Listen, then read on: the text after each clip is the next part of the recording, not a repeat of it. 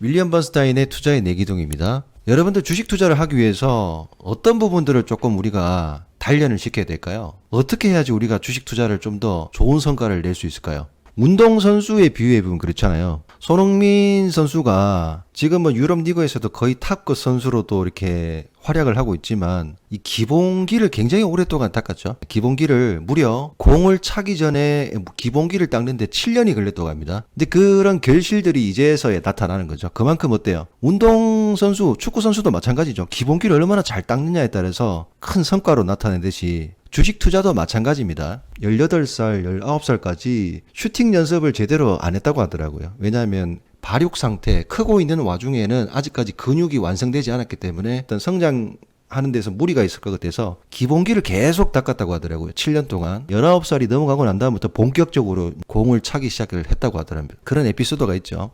그래서 오늘날에 이제 손흥민 선수가 있듯이 마찬가지로 주식 투자도 마찬가지죠. 여러분들이 기본기를 닦는 게 굉장히 중요하다. 저는 이제 그런 생각을 좀 해봤습니다. 그래서 기본기를 닦는데 굉장히 좋은 책이지 않을까. 투자의 내기둥이란 책이. 투자의 내기둥은 4가지의 기둥이 나오고 있죠.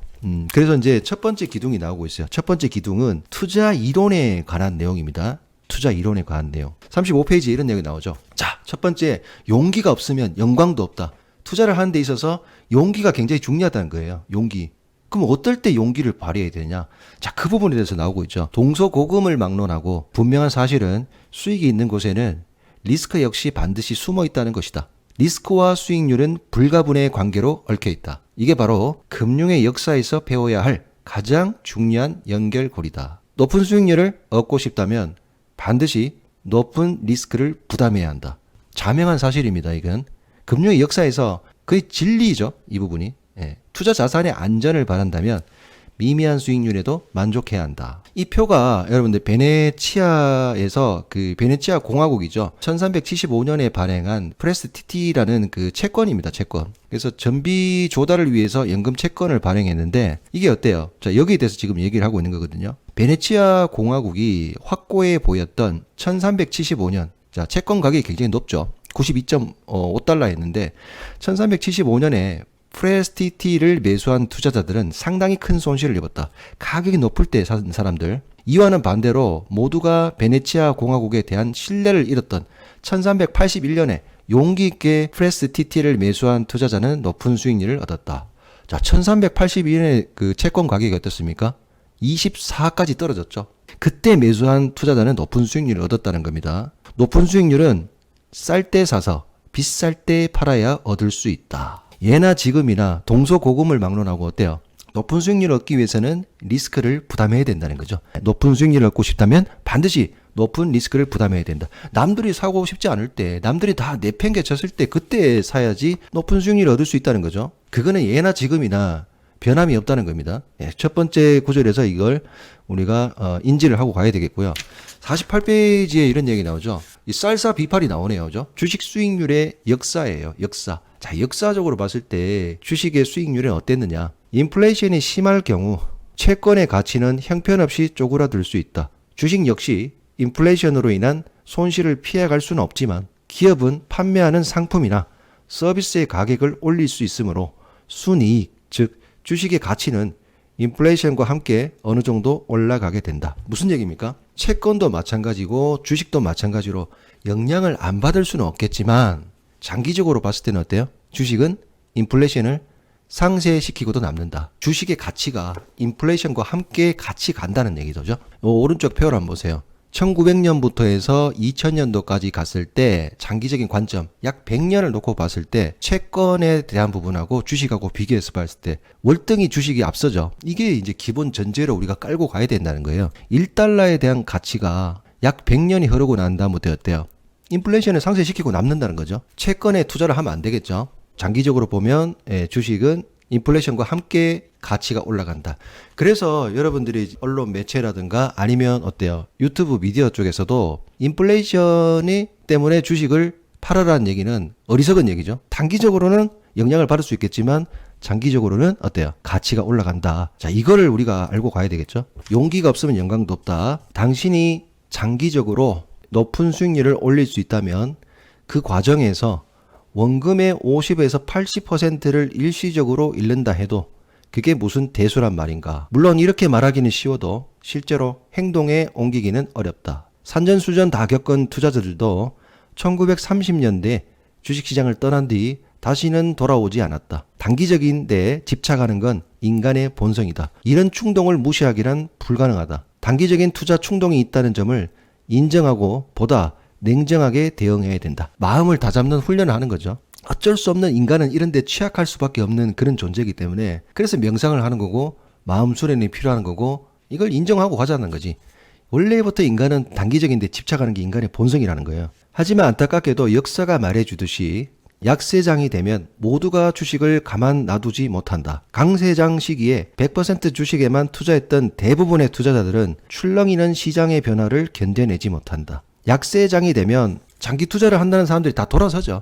이 구군에서 쉽지 않았죠. 미국 장은 올라간다고 하지 맨날 장은 아래쪽으로 밑으로 푹푹 파기만 하고 종목도는 안 가지 시장의 변화를 견뎌내기가 쉽지 않아요.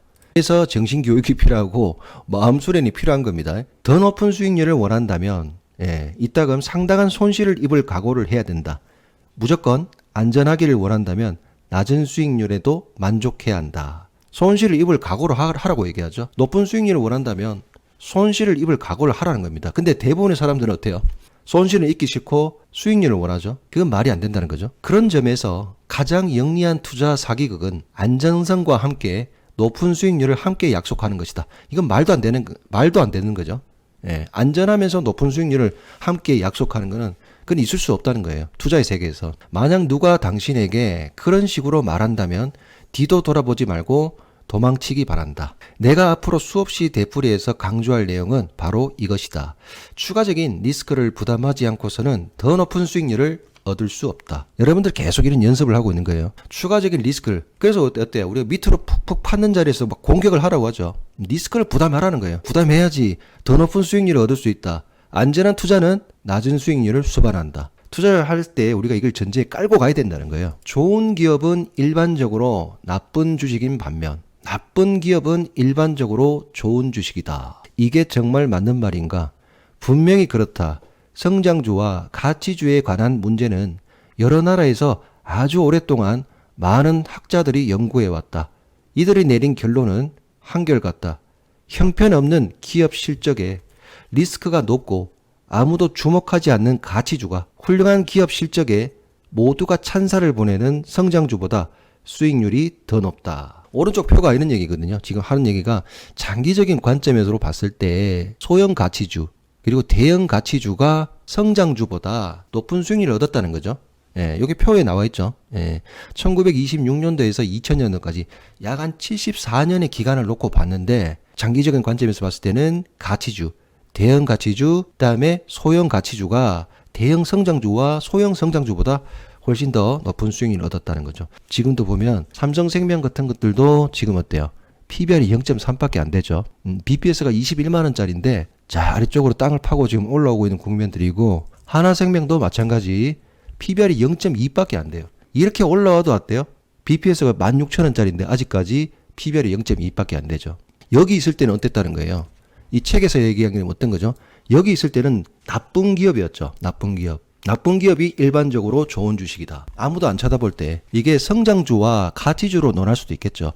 에코프로 같은 건 어떻습니까? 기업 내용이 좋은 건 다 알겠지만 지금 PBR 한번 보세요. PBR이 10.22죠. BPS가 5만 원짜리인데 주가는 54만 원에 가 있습니다. 그래서 좋은 기업은 일반적으로 나쁜 주식일 수 있다는 거. 지금이 어떤 그런 과정일 수도 있습니다. 이게 성장주와 가치주로 볼 수도 있고 인기주와 비인기주로도 볼 수 있는 거죠. 형편없는 기업 실적에 리스크가 높을 때 사야 된다는 얘기죠. 그리고 모두가 찬사를 보낼 때는 어떻게 해야 돼요? 찬사를 보낼 때는 빠져나와야죠. 이게 기본기죠. 이런 게 기본기예요. 책에서 여기서 우리가 얻어갈 수 있어야 될 부분들이 여러분들이 이런 것들을 자꾸 책에서 자꾸 찾아내고 내가 섭렵을 하고 투자에 자꾸 적용을 해보려고 노력을 해야 되죠. 제가 이제 비교 차트를 가지고 나봤는데 삼성 SDI 같은 것들도 어때요? 어떤 기준 시점 이후부터는 기아하고 삼성 SDI가 다른 길을 가고 있는 거죠. 좋은 기업이 나쁜 기업이 되고 있고 나쁜 기업이 어때요? 좋은 기업이 되고 있죠. 기아는 뭐 그렇게 나쁜 적은 없었던 것 같은데 이런 때가 되게 나빴네요. 여기도 되게 나빴던 때인데 지금은 좋아지고 있는 거죠. 코스닥 쪽에서는 어떤 게요? 코스닥 쪽에서 이런 게 있을 수 있죠. 에코프로가 7월달 이후부터 움직이고 있는 모습. 주가가 150만 원대에서 지금 50만 원대로 미끄러졌죠. HLB는 어때요? 7월달 이후부터 해서 서로의 갈 길이 다르죠. 계속해서 시장에서는 이런 일들이 일어나고 있습니다. 그래서 요 말이 딱 맞는 말이죠. 좋은 기업이 일반적으로 나쁜 주식인 반면 나쁜 기업은 일반적으로 좋은 주식이다. HLB를 기업의 내용을 보고 살 수 없어요. 재무제표가 안 좋습니다. 재무제표가 굉장히 안 좋죠. 나쁜 기업이에요. 근데 주가의 흐름은 그렇지 않죠. 일반적으로 좋은 주식의 흐름으로 가고 있는 겁니다. 비슷한 내용을 가지고 나왔습니다. 예, 투자에 대한 생각, 하워드 막스의 책에 보면 이런 내용이 있죠. 일맥상통하는 얘기죠. 투자는 일종의 인기도 테스트로 가장 위험한 행동은 최절정의 인기에 있을 때 자산을 사는 것이다.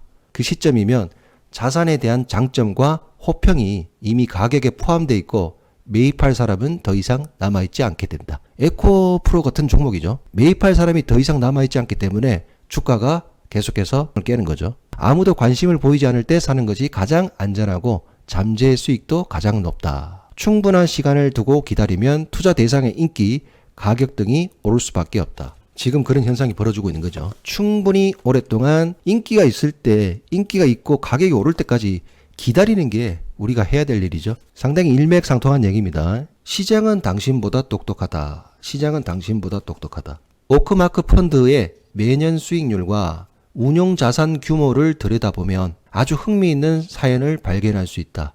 아래 표의 첫 번째 줄에는 오크마크 펀드와 S&P 500 지수 간의 수익률 격차를, 두 번째 줄에는 운용자산 규모를 나타냈다. 오크마크 펀드의 자산, 이 자산의 규모가 시간이 갈수록 점점 커지죠. 그런데 반면에 어떻습니까?